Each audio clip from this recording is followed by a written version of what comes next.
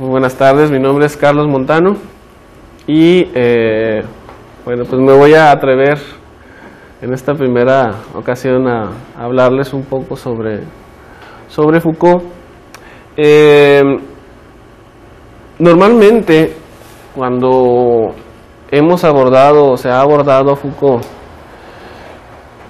se tiende a abordarlo por algunas de sus obras más conocidas como Vigilar y Castigar o La Arqueología del Saber o cualquiera de los tomos de la historia de la sexualidad, dependiendo de cuál sea el interés de quienes lo estudiamos.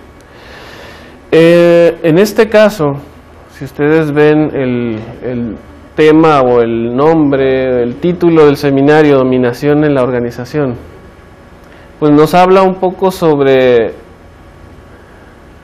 Bueno, miren, la verdad, a la hora de plantear este nombre, la intención era pues causar impacto, ¿no? Llamar la atención, ser un poco irreverentes a la hora de plantear o a la hora de llamarles la atención. Foucault ciertamente toma en cuenta, o muchos dicen que es el teórico del poder, pero otros, e incluso él mismo llegó a decir, no, es que a mí no me interesa el poder como tal, en sí mismo, me interesa el sujeto, me interesa la libertad de ese sujeto, me interesa la subjetividad. Pero para poder analizar al sujeto, para poder analizar la subjetividad, para poder analizar la libertad, me doy cuenta que tengo que analizar el poder, ¿sí? Y el poder, de alguna manera,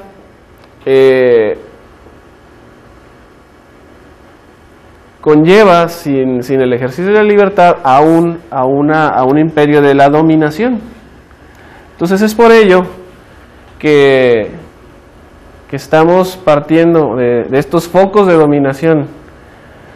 Foucault, el interés principal de Foucault era encontrar los focos de dominación y revelárselos al individuo, revelárselos al sujeto o a las personas. ¿Para qué? Para hacernos conscientes de estos focos de dominación, ¿sí? Prenderlos, decir, aquí hay un foco de dominación. ¿Quieres estar dominado? ¿Quieres seguir siendo dominado? ¿O por qué no dialogas? ¿Por qué no estableces una relación sana de poder? Poder se tiene que ejercer, el poder es parte de nuestra civilización, es positivo, el poder produce,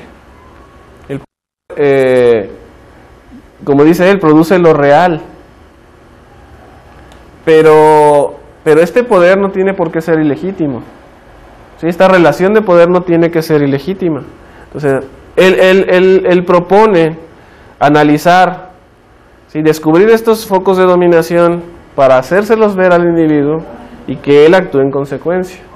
Si se quiere rebelar, adelante. Si no se quiere rebelar, también está ejerciendo la libertad. Sí soy. La dominación, según Foucault, es una estructura global. ¿Sí? Son relaciones de poder bloqueadas o congeladas.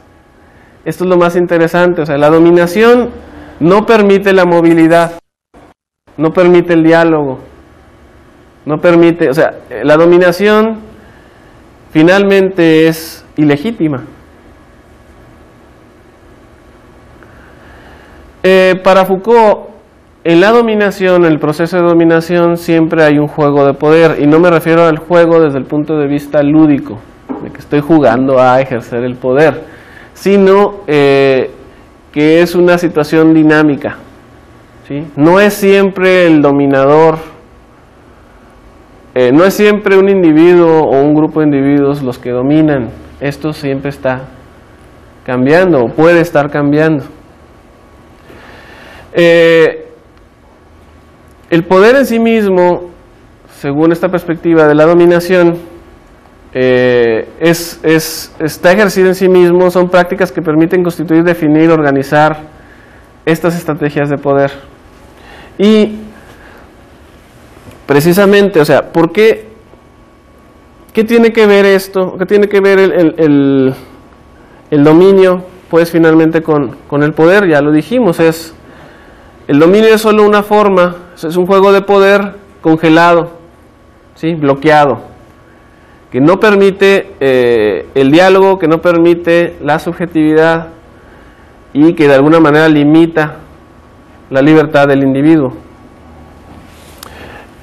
Esto nos lleva a plantear un problema, ¿sí? Un problema y a nosotros como académicos.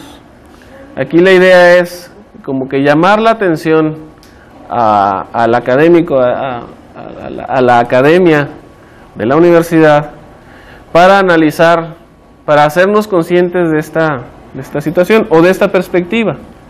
Alguien, claro, esto está abierto a diálogo, está abierto a debate. Foucault jamás fue totalizador, incluso a sus posturas jamás las llamó teorías y jamás las dejó cerradas. Él mismo era el primero en criticar sus propias posturas previas. Hay algo muy interesante en Foucault y es, para entender a Foucault es necesario no nada más analizar sus obras, sino lo que él dijo de sus obras en las entrevistas, en las clases, en las lecturas que él llegó a dar en el Colegio de Francia o en Berkeley o en Brasil. ¿Sí? Es muy interesante contrastar sus textos con sus entrevistas y con estas clases, porque uno ve que Foucault no es el mismo que escribió Vigilar y Castigar a la hora de estar en el Colegio de Francia hablando sobre vigilar y castigar. Él ya había avanzado, él ya había planteado una perspectiva diferente, ¿sí? Ya había continuado en su investigación. Entonces, él hacía y es lo que vamos a analizar en una de las primeras lecturas, él hacía un llamamiento al intelectual moderno. Y yo, a lo mejor esto ya es mi culpa, pero quise apropiarme de ese nombre de intelectual y lo quise aplicar a la institución. Se supone que nosotros como académicos queremos ejercer esta intelectualidad en nuestras disciplinas. Y él hace referencia a esta postura del intelectual y la contrasta y dice, ¿qué no somos acaso los que deberíamos de estar, los primeros en estar analizando, en estar reflexionando sobre estos mecanismos de dominación, que incluso suceden en nuestras propias disciplinas y en nuestros propios saberes? Muchas veces lo que simplificamos en nuestras disciplinas es lo que alguien llegó a acordar, ¿sí? Un grupo, ¿sí? Algún autor dominante. Siempre hay dominación de autores en nuestras disciplinas. También hay juegos de poder. También hay verdades que se establecieron como únicas y que después fueron destruidas por otras evidencias, ¿no? Recordemos a Copérnico o a Galileo. Recordemos al mismo, bueno, Colón nunca supo qué es lo que quería hacer, pero finalmente él creía en la Tierra redonda, ¿no? Entonces, si en este mundo de normalización, en este mundo de estandarización, de enfoque hacia la calidad, no hay espacios para la normalidad, para la desestandarización, para la imperfección, para la locura incluso. Entonces, bueno, pues no sé cuál mundo va a ser el que vamos a ver después, pero ciertamente no es el que muchos de nosotros quisiéramos, ¿no? Tal vez la universidad en este momento, la universidad o la educación superior es la única organización que permite la normalidad del pensamiento. La normalidad del pensamiento. Porque todas Así es. Todo lo autorregulable es normal. ¿Sí? Entonces, si nosotros estamos dedicados a... Pero hay algo importante. Si vemos todos estos esfuerzos de acreditación, de calidad y demás, tienden a normalizar lo anormal o a normalizar el ejercicio intelectual. Entonces, Eso sería solamente para los creadores de conocimiento, porque si tú vas a una clase, lo más seguro es que sea una repetición de la imposición de conocimiento, entonces ahí ya no sería lo que Foucault propone.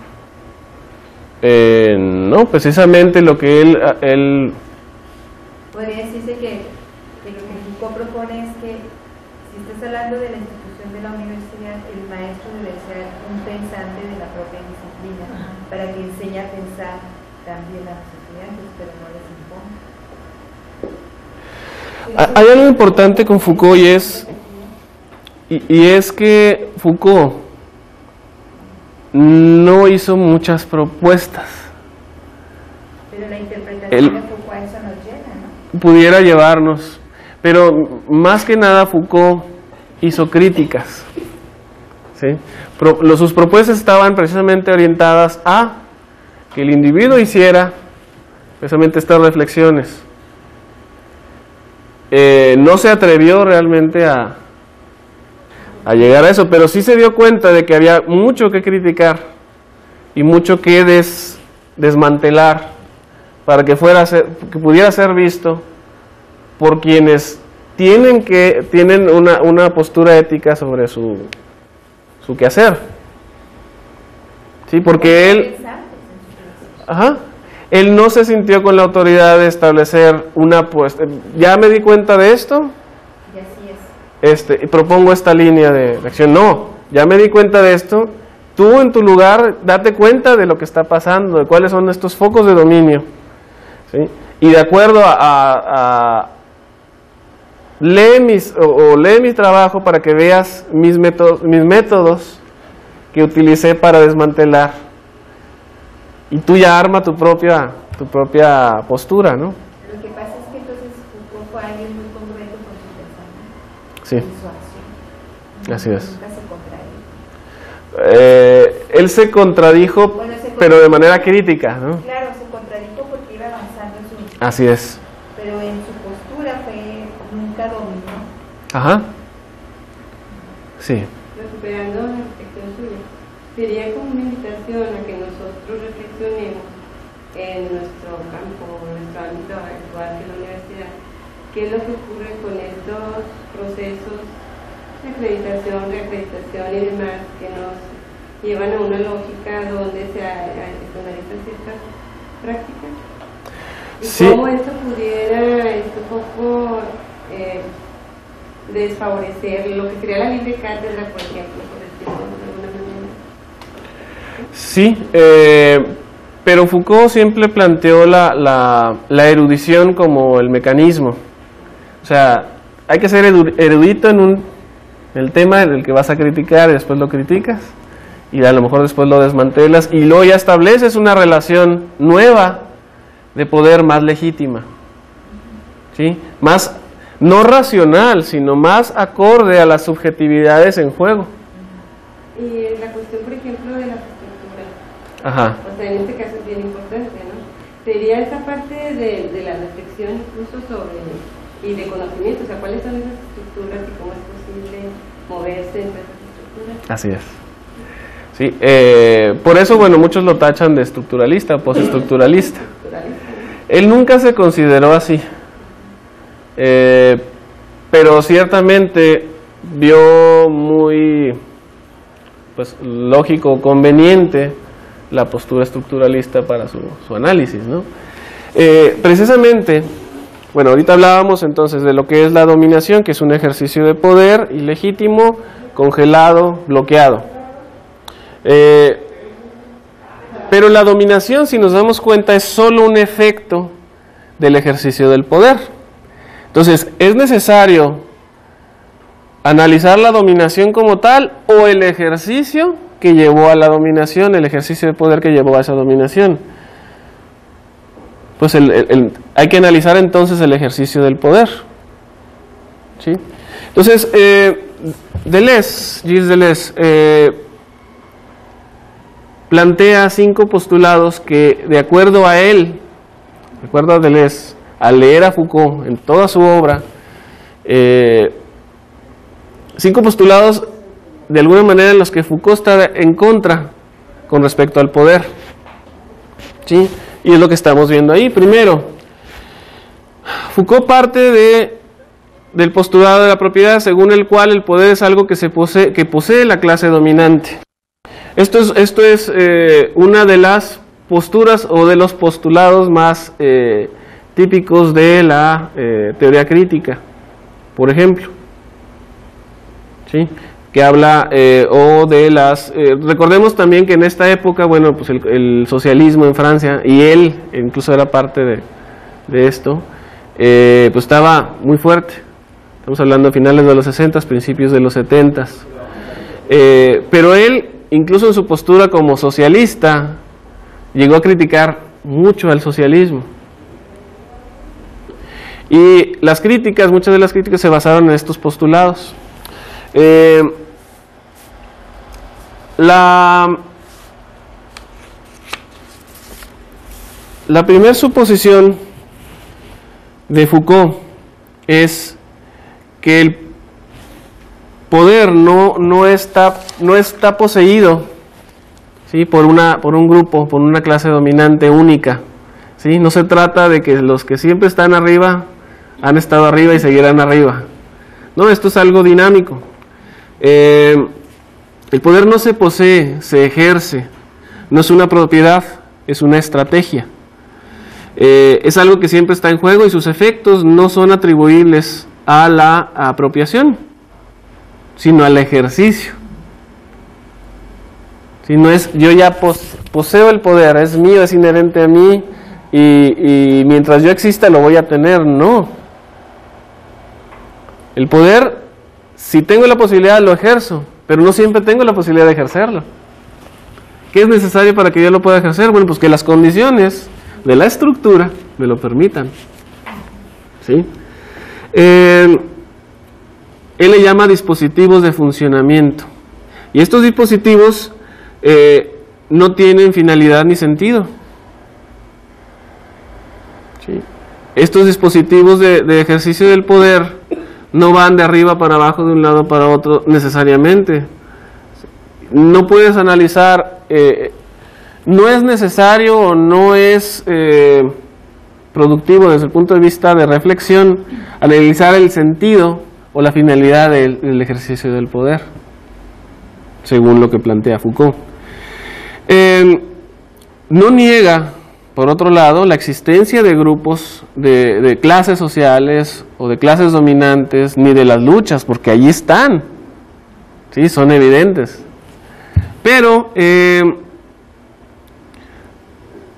él dice, no son nada más, no se trata de una historia entre los dominados contra los dominantes. Son muchos más elementos en juego. Hay más personajes, hay más paisajes. O sea, en la Revolución Rusa no fue nada más los revolucionarios contra los zaristas. En la Revolución Mexicana tampoco. Y es más, en la Revolución Mexicana pudimos ver precisamente esta dispersión de los poderes, ¿sí? Todo esto, o sea, primero eras aliado, de ratito ya no, todos contra todos, y nosotros decimos, ay, es que aquí en México somos un desastre. Bueno, es que a lo mejor en México todavía somos menos disciplinados que en otros países, y a lo mejor por eso se dio esto.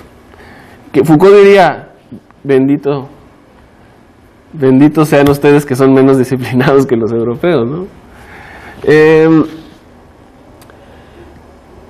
La historia tradicional plantea incluso que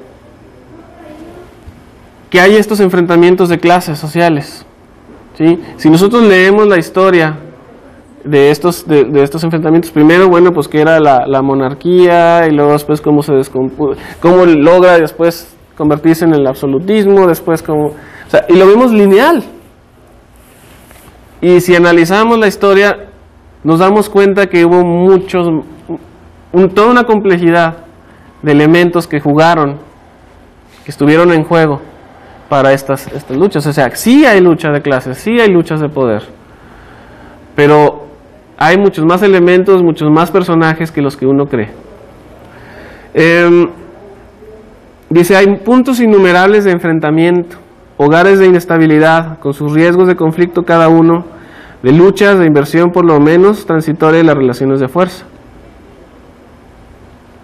Sí soy claro entonces en cuanto al postulado de la propiedad. Luego pasa a criticar el postulado de la localización, según el cual el poder debe entenderse como un poder de Estado. ¿Sí? ¿Qué significa? El Estado no es el lugar privilegiado del poder. ¿Qué quiere decir? ¿Tengo el Estado? ¿Poseo el Estado? ¿Poseo el poder? ¿Es cierto esto? No necesariamente. No necesariamente. Y a lo mejor puede serlo. Es un lugar para, bueno, precisamente la estructura así está. Ajá. Pero no es el lugar privilegiado. El que está en el poder, así como lo vemos nosotros, está sujeto también a muchas relaciones de poder. Sí, el absolutismo ya se acabó, ya desde hace varios siglos, e incluso ese absolutismo también fue muy relativo. Y también, ¿cuánto tiempo duró? Poco. No todo monarca absolutista tuvo la capacidad de ser un monarca absolutista. O sea, no se trataba de que yo ya me voy a morir, se lo dejo a mi hijo. No, el hijo normalmente era incapaz de hacer lo que el padre hizo, o viceversa.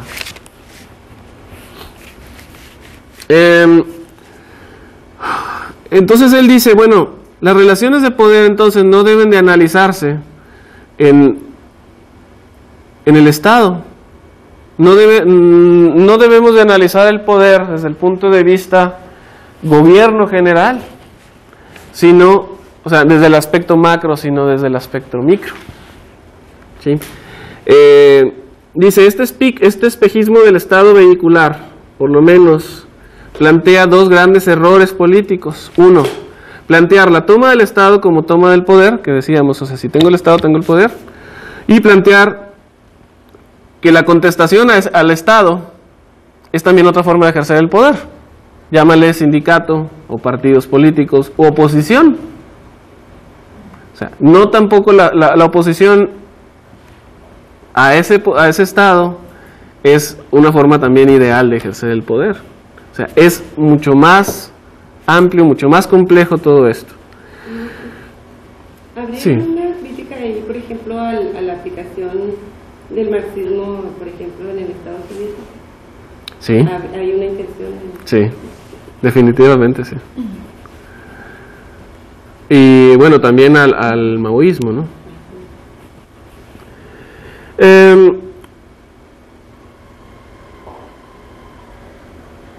Para Deleuze, Foucault atiende ya a una tipología moderna que no asigna ya un lugar privilegiado como fuente de poder y no puede seguir aceptando una localización puntual. Hay una concepción del espacio social tan nueva como la de los espacios físicos o matemáticos de las teorías actuales. ¿Sí? O sea, no todo es tan simple como parece. ¿Sí? En realidad nosotros simplificamos, no es que las cosas sean simples. Existe también, bueno, él plantea una crítica al postulado de la subordinación, según el cual el poder encarnado en el aparato de Estado estaría subordinado a un modo de producción que sería su infraestructura.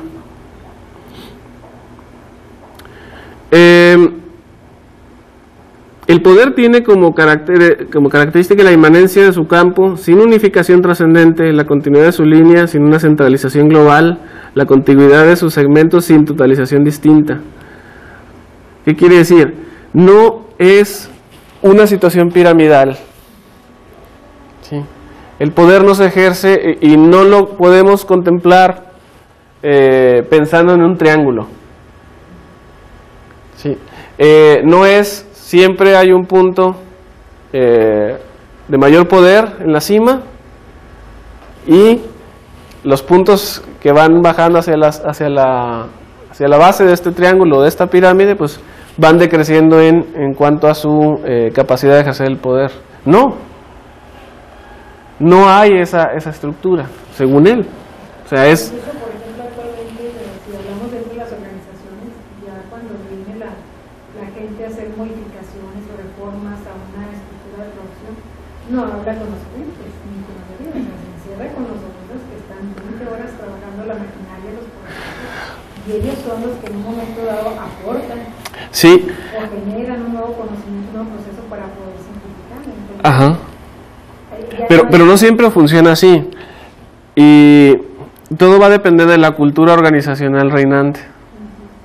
Si la cultura organizacional le ha dado suficiente espacio o espacios de poder a los subalternos, entonces es con ellos con quien hay que trabajar. Es cuando se maneja el poder como estrategia. Exacto. Pero esto va a depender, en la misma organización no siempre es igual, ¿sí? A través del tiempo, ni en todas las organizaciones el comportamiento es el mismo. Por eso es que para los estudios administrativos, me voy a lo que es la administración, el análisis de la subjetividad de la organización y el análisis de la cultura organizacional cada vez tienen más importancia. ¿Por qué? Porque contextualizan, ¿sí? Analizan la organización como está en ese momento y a partir de eso es cuando ya establecen las estrategias de poder, ¿sí? Y si atiende a la subjetividad, tienden también a ser más procesos de poder más legítimos que de dominación. Tengo una pregunta. ¿En qué Sí. sentido entendemos en este seminario la expresión organización? La organización puede ser la escuela, la familia, el hospital, la ONG o OSC, como le llaman, la universidad, la cárcel, la empresa, la fábrica. Cuando vi el cartel no estaba muy segura si era precisamente hablando de administración, pero quizás en eso se refería en este. Sí, pero aquí la perspectiva es amplia, compleja y es para todos, o sea, para el sociólogo, para el administrador, para el abogado, para... Bueno, eso es lo que pretendemos. ¿Más como institución? ¿Cómo? ¿Más organización como institución? Así es. Ujú. Bueno, y luego tenemos el postulado de modo de acción, según el cual el poder actúa por medio de mecanismos de represión e ideología. Foucault dice, no son más que puras estrategias externas del poder, ¿sí? El poder produce a través de la transformación técnica de los individuos, dice él. ¿Cómo produce la organización? ¿Cómo produce la institución? Lo que se supone que debe producir. O sea, la burocracia, finalmente, ¿en qué se basa? No en el sentido peyorativo, sino en el sentido de aparato. En la impersonalidad.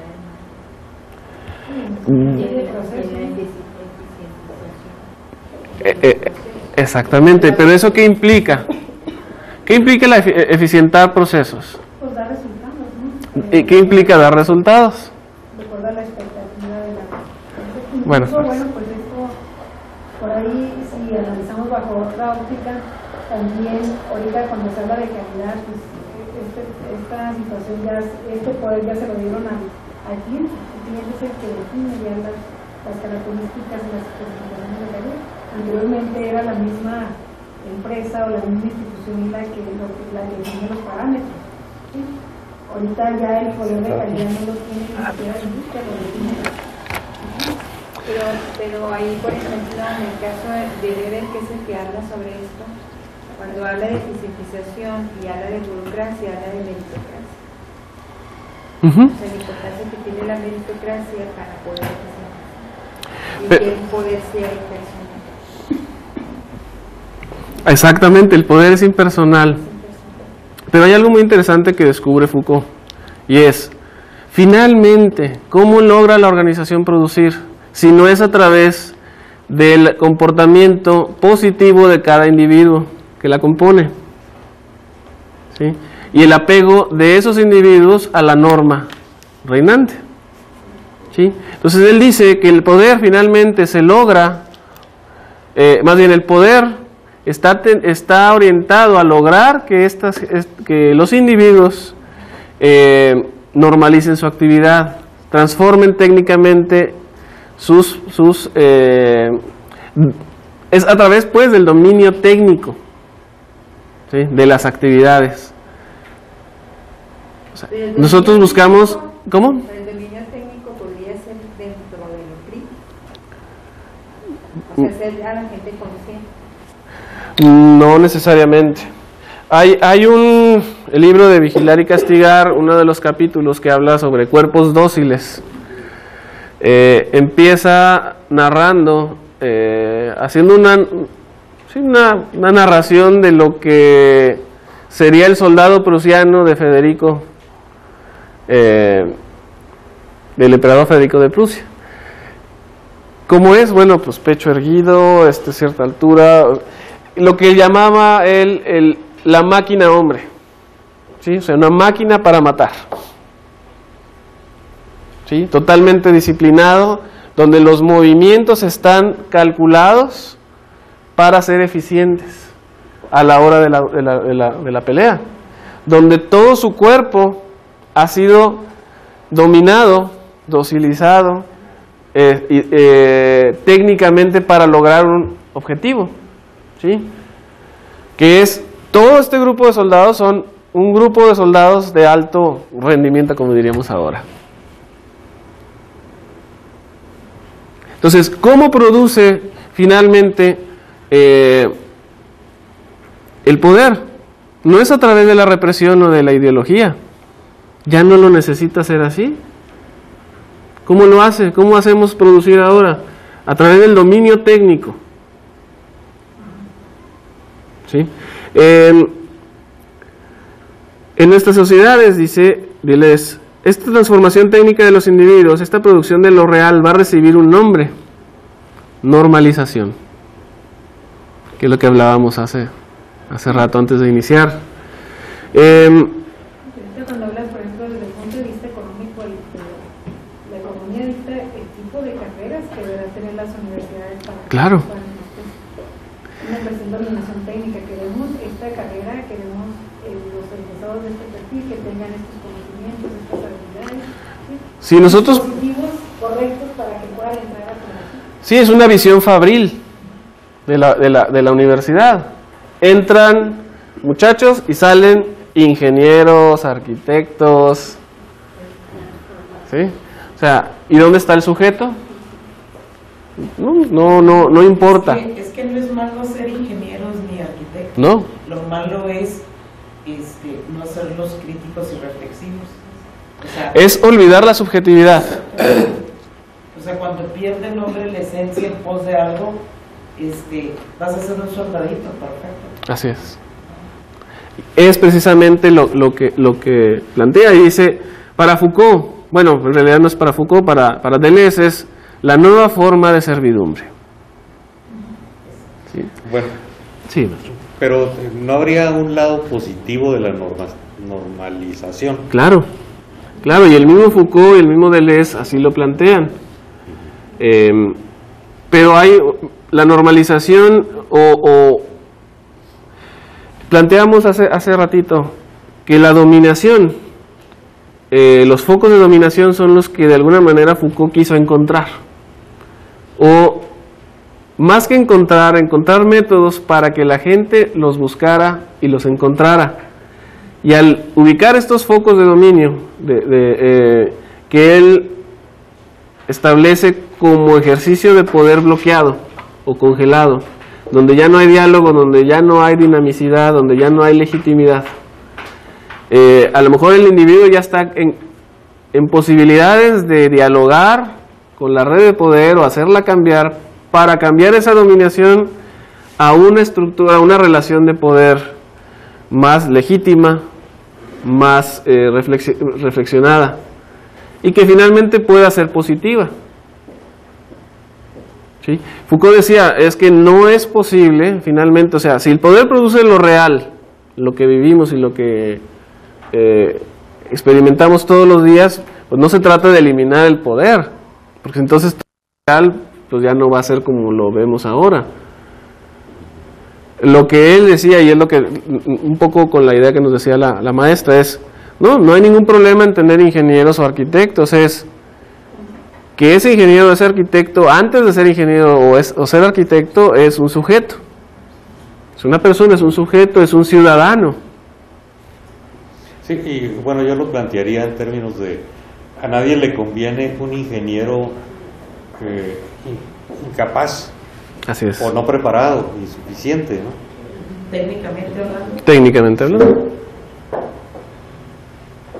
Pero ¿qué pasa si tenemos un ingeniero técnicamente preparado, pero humanamente... Robotizado. Sí, robotizado. Yo creo que es peor, bueno, no sé, ya es mi percepción y fuera de lo que dice Foucault, para mí es peor un ingeniero deshumanizado que un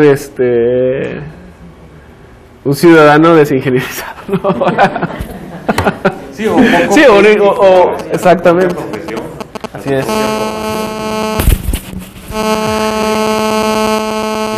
Y reflexivo, exactamente. Sí, unilateral, formado como usted comprenderá. Es que ella es ingeniera. Es que le iba a decir a él. Pues es de las otras. Sí, ya soy ingeniera. Es de las que se trata. Bien, pues bueno, continuando con esta idea pues de la normalización, para Foucault, de acuerdo a Deleuze, la normalización es el imperio de lo normal, de la media estadística, de la somnolencia a lo acostumbrado.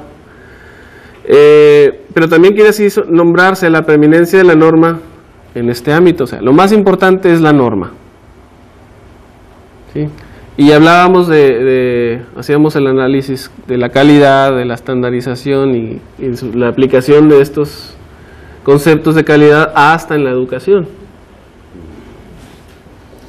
Yo no sé si alguien aquí conozca a Hegel, y yo no, pero sé que él habla, a diferencia de los anteriores a Hegel, de que todo lo racional es real, o lo real es racional, no, por ahí va el rollo, no me acuerdo bien, o que no todo lo real es racional, pero es un juego de esas dos categorías.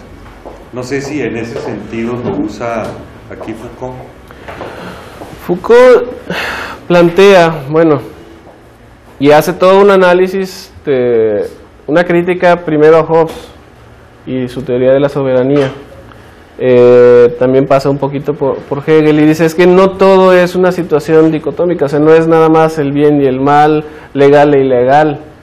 Lo interesante, lo que él ha descubierto en la organización o en las relaciones de poder, es que hay algo que se escapa a esta bipolaridad, que es la norma. La norma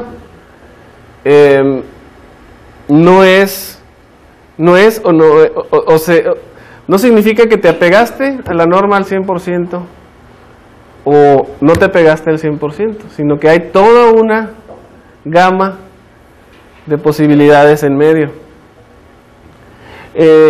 Y aquí es algo, voy a permitirme leer algo interesante que dice que en octubre del 76, en Radio Francia, en el curso de un debate sobre la expertise médico-legal, Foucault establecerá las siguientes diferencias a retener en el ámbito de la ley y de la norma.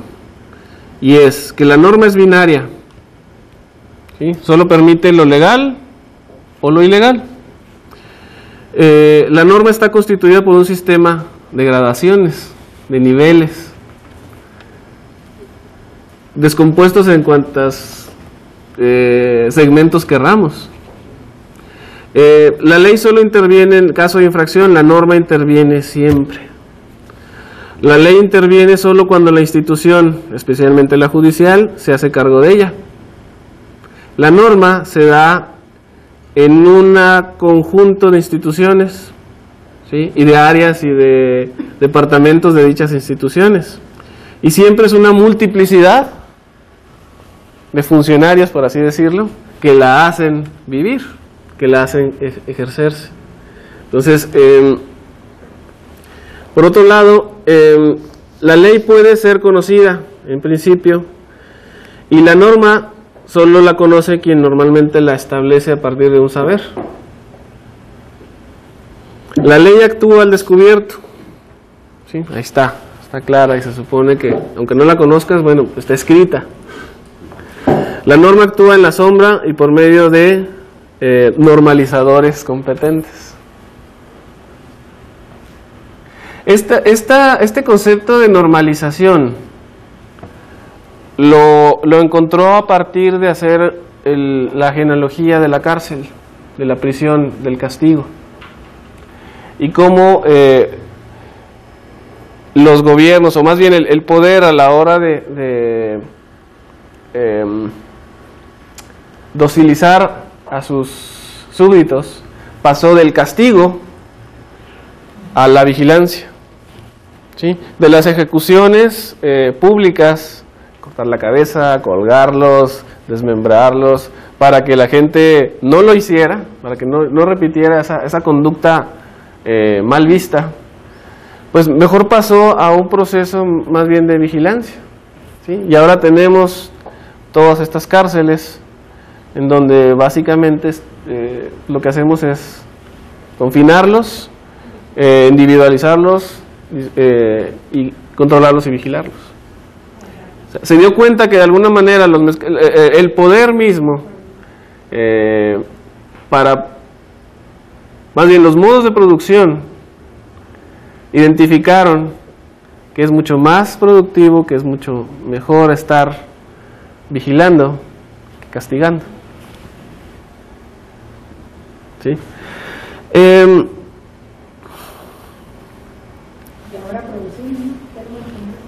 ¿Sí?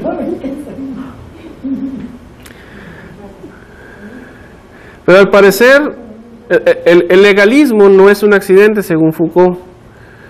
El legalismo es una imperfección más o menos inevitable. Es un elemento absolutamente positivo del funcionamiento social, cuyo papel está previsto en la estrategia general de la sociedad. Todo dispositivo legislativo ha articulado unos espacios protegidos y provechosos en los que la ley puede ser violada, con otros en los que puede ser ignorada, con otros finalmente en los que las infracciones son sancionadas. En el límite me atrevería, y así lo dijo Foucault, a decir que la ley no está hecha para impedir tal o cual tipo de comportamiento, sino para diferenciar las maneras de vulnerar a la ley. Estas fueron las palabras con las que Foucault presentaba su libro al público en el diario Le Monde.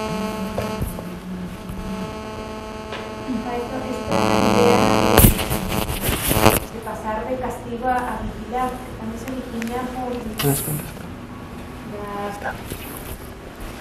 la herencia de influencia de, no sé si fue Hegel, con esta idea de que lo lógico es normal, y normalizan algo y lo que no es normal la sociedad lo desecha y pasó en los manicomios, ¿no? Así es. O sea, cuando ve que la gente que no estaba bien de su cabeza o que divergía de algo, era refundido en los manicomios y además castigado, no solamente por así como que eres anormal que te castigo. Y después, cuando todas estas ideas que estaban flotando en la sociedad como una forma de control que están cayendo, es que cambia esa perspectiva y ya, bueno, después ya los locos son parte también de la sociedad y los recuperan de algún modo, ¿no? Y ahora ya nada más los vigilan en esa perspectiva. Sí, la idea es vigilar para después poder controlar.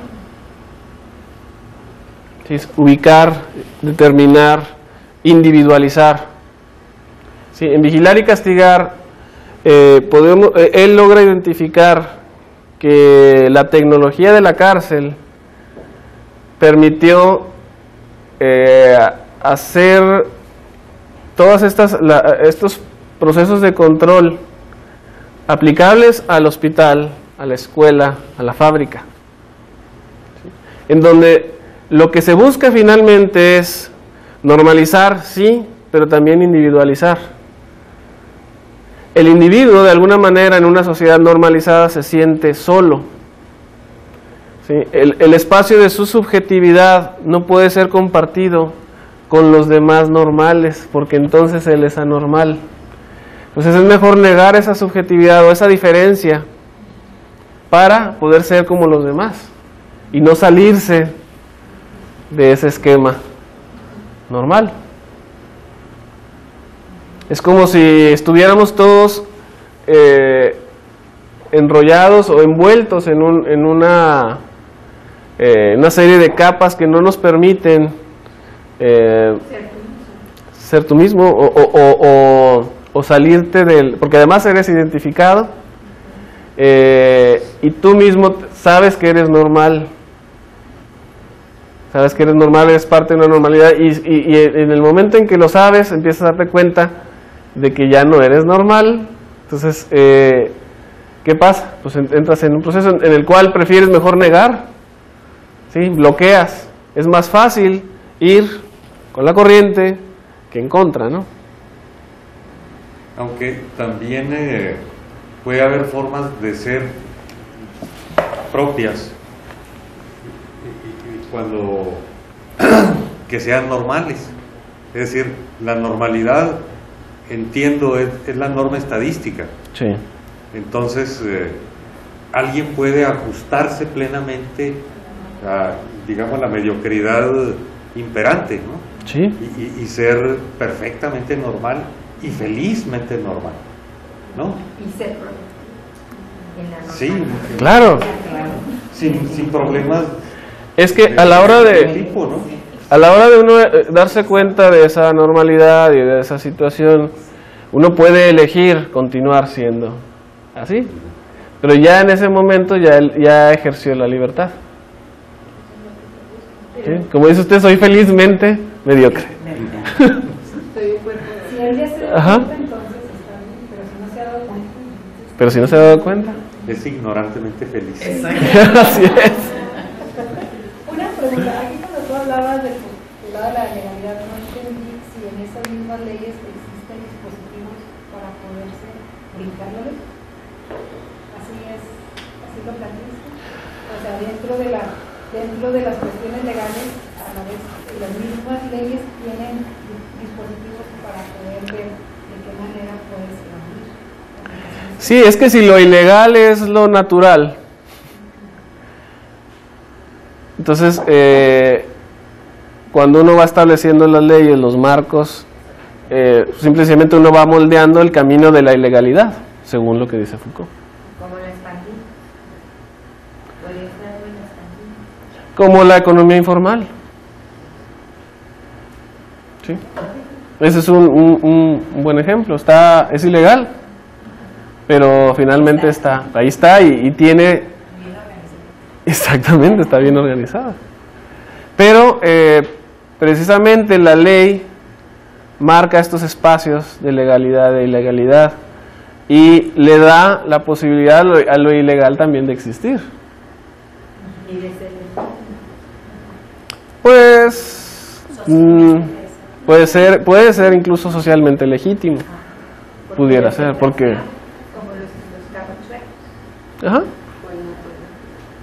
exactamente. Es que lo ilegal puede ser legítimo. También. De hecho, un concepto sobre legitimidad. ¿Cómo, perdón? No plantea realmente un concepto sobre legitimidad. O sea, nunca te habla sobre qué es legítimo o qué no. Lo legítimo para él es toda relación de poder que se plantean de mutuo acuerdo. Yo estoy de acuerdo en que tú ejerzas un poder sobre mí porque esto es positivo, o porque no hay de otra, o por... ¿Cuál es su diferencia con Weber entonces? Porque Weber también te plantea los diferentes tipos de poder que pueden existir y te dice que existe una legitimidad sobre ese poder siempre y cuando se acepte. Ujú. Entonces, ¿cuál es la diferencia en el planteamiento de Weber y Foucault en cuanto a No, lo que pasa es que Weber se fue más que nada al funcionamiento de la organización y Foucault más bien va orientado a es un camino más que nada al desarrollo de la ética del sujeto, ¿sí? De acuerdo a su condición y de alguna manera le permite con sus métodos se supone que le permite al sujeto darse cuenta de cuáles son los espacios de dominio o los focos de dominio existentes, cosa que Weber no planteó. De hecho, hay muchos puntos de unión. De acuerdo, porque por ejemplo la burocracia, que es un proceso de estandarización y que es una forma de dominación, como explica Weber también, y es una forma de dominar y es una de estandarización, o la burocracia son normas. Entonces, no hay mucha diferencia en cuanto a la filosofía de Weber y Foucault en estos aspectos. Probablemente aquí estamos viendo una coincidencia, sí, pero hay más elementos todavía en Foucault y sí. Al principio, no sé si pueda responder porque normal de los comentarios, decía que a diferencia de otros, Foucault no ubicaba o no localizaba el poder exclusivamente en el Estado. Y cuando hablamos de burocracia, pues estamos hablando de entonces Foucault lo deslocaliza y así lo es. encuentra disperso en diferentes relaciones y estructuras. Eso sí, es una muy buena respuesta. Weber sí plantea en un inicio, pero también dice que la burocracia se aplica a todo tipo de organización. Lo que pasa es que él estaba en pro de una burocracia racional, ¿sí? O sea, lo que se buscaba era esta burocracia racional, que fuera legítima, que fuera... Pero Foucault dice es que eso no va a pasar. O sea, se quiere, a lo mejor Weber decía, bueno, vamos a llegar a un estadio de burocracia, ahora sí, racional y perenne, permanentemente racional y permanentemente buena. Y Foucault dice, no, es que esto es dinámico, el poder no está en un solo lugar. Sí, el poder a veces lo tienes, a veces no lo tienes. Pues sí, ese es su punto. Es un análisis mucho más Simplemente los complejo. presidentes. Así es. Lo que pasa es que Más centrados en grupos de poder. Digo, él puede dictar una ley o una iniciativa y pues obviamente los grupos en el poder deciden si la dejan pasar o no, aún siendo que puede ser una iniciativa muy buena, puede ser muy mala, hay oposición, él no tiene el poder siempre. la burocracia siempre está cambiando. Sí, el aparato burocrático siempre está cambiando y decíamos, no es una pirámide. Para Foucault no es una pirámide, es multiforme, deforme y va cambiando conforme va cambiando el tiempo. Y el poder también se va localizando en diferentes puntos y está distribuido. Más bien lo que Foucault, yo lo que estoy entendiendo que Foucault más bien lo que buscó es hacer crítico al sujeto sobre su realidad en cuanto al uso del poder y cómo lo usa. O sea, que lo pueda encontrar y ver cómo se maneja. Más bien está buscando métodos para hacer que la persona se vuelva crítico, que sepa identificar. Y está más hablando de manera global en todas las personas. O sea, cómo te puedo hacer crítico para que tú te des cuenta del uso del poder y si lo quieres aceptar o no. lo quieres aceptar con un pensamiento. Así es. Sí, Es como si le pusiera poquito, ¿no? Así lo mencioné. Exactamente. Mira, aquí está. Tú tienes la libertad de elegir si te quedas en esa situación, en ese estado, sales, reflexionas, te vuelves crítico o simplemente, como decía el maestro, ¿no? Eres felizmente ignorante. Sí, no, felizmente mediocre, ¿no? Precisamente está orientado a salir de la ignorancia, ¿sí? Y caer en la reflexión, caer en la conciencia. Ajá. Y ejercer el poder en el sentido de que la estructura se lo permita, ¿no? Desde el, vamos a decir, desde el espacio, desde el punto en el que él sube. No necesariamente tiene que estar en el estado para ejercer el poder. Así es, y esto es algo muy... Cúspide de la pirámide para ejercer el poder. Así es. Ejercer el poder desde la base. Exactamente.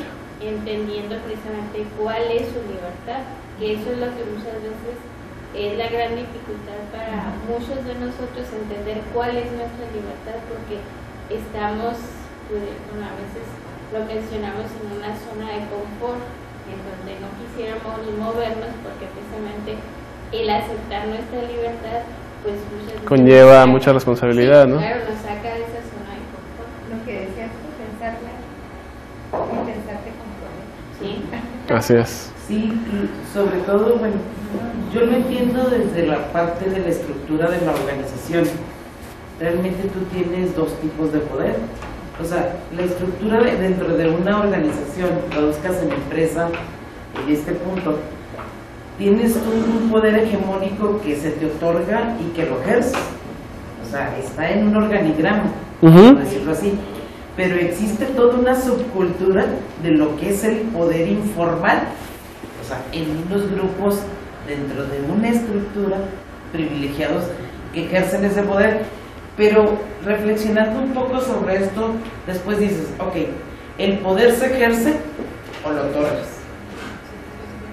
El poder se ejerce. Por eso, pero si no te doy la autoridad de ejercerlo conmigo, entonces, ¿el poder lo ejerces o lo otorgas? Lo que pasa es que tú puedes ejercer el poder de forma apática. Bueno, Un ejercicio de poder. precisamente, mire, el organigrama o la estructura no te da el poder en sí mismo, te tienes que empoderar. Te da la autoridad organizacional. Ajá, pero no el poder necesariamente. No necesariamente el poder. Ahora, si tú si no ejerces esa autoridad que te otorga la estructura, pues entonces no estás ni siquiera iniciando el ejercicio del poder. ¿Sí? En realidad, la estructura organizacional sí nos permite, nos da una primer posibilidad para ejercer el poder. Pero ¿qué es lo que corre de manera transversal en la organización? La norma. ¿Sí? Los procedimientos, o sea, que independientemente de quién está arriba, abajo, a un lado, al otro, estas cosas se ejecutan y se realizan. Entonces, es lo que dice Foucault. O sea, entonces el poder no depende de una estructura, ¿sí?, jerárquica necesariamente, sino de un esfuerzo de normalización. ¿Sí? Y esa normalización es más transparente, es total, pues, es muy impersonal. Alguien creó la norma y a lo mejor ya ni está, pero la norma se quedó. Y además va teniendo diferentes interpretaciones y va cambiando, y a veces la gente lo sabe, a veces no lo sabe, pero simple y sencillamente ejecuta lo que la norma